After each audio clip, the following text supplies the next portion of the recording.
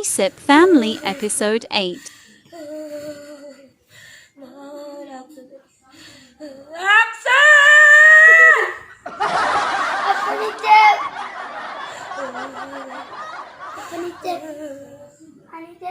Naibuang yun din.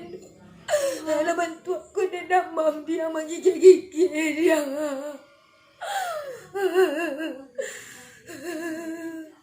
Anang lipuan ka din to ha.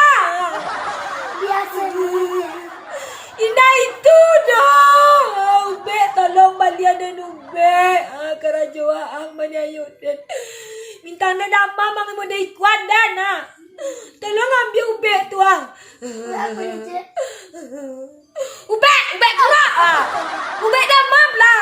Tu nak mungkin ube kuro agak ada dua. Indah talu dia matai ko do. Ambil ni cip ya.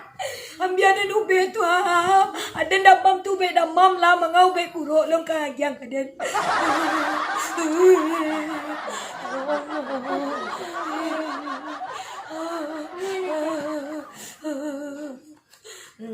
Indah talu dia matai ko do Axel. Tiu hari ring kapara. Malah te para. Dai buang kaden magko ko nak do make tolong ang kaden do. Ambil na nambian ko ta sera lo diwa ang ko. Alah, op.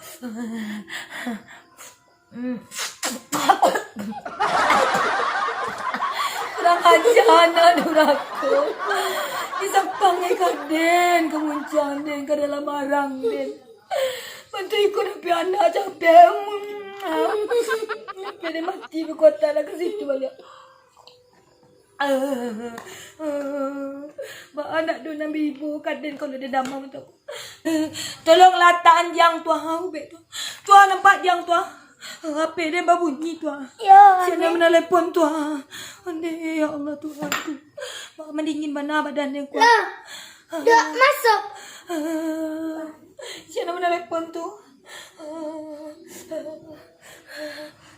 Halo. Hah? Halo? Ayo, lai, sehat saja. Ya, untuk tanggal berapa tu? Hah? Bisa. 5 juta saja. Ya. Aman tu, aman. Nampak lalu kirimkan DP-nya. Tu beko dan kiriman beko nomor rekeningnya. Kalau dapat transfer beko, kiriman bukti transfer ke Aden deh. Jadi ya main di mana? Ya di Solo. Jadi aman tu ya. Ayo tanggal 9 bulan 9 ya. Ayo assalamualaikum.